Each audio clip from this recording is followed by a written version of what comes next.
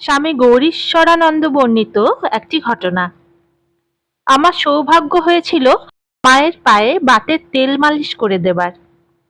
এই মালিশ করবার সময় দেখেছি মায়ের পায়ের তলা অদ্ভুত রকম কোমল এবং হালকা গোলাপি রঙের, অথচ মা কামারপুকুর বা জয়রামবাটি থেকে দক্ষিণেশ্বরে এবং দক্ষিণেশ্বর থেকে কামারপুকুর জয়রামবাটি হেঁটেই যেতেন, আর জীবনে কখনো জুতা বা চটি পরতেন না। একদিন তেল মালিশ করবার সময় আমার মনে হলো, মায়ের পায়ের বাত যদি আমার পায়ে আসে তো মা ভালো থাকেন, তবে খুব আনন্দ হবে।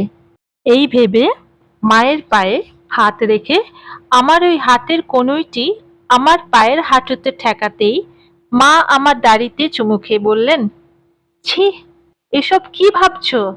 তোমরা বেঁচে থাকো, ঠাকুরের কত কাজ করবে।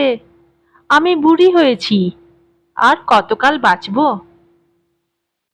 জয় মা, জয় ঠাকুর।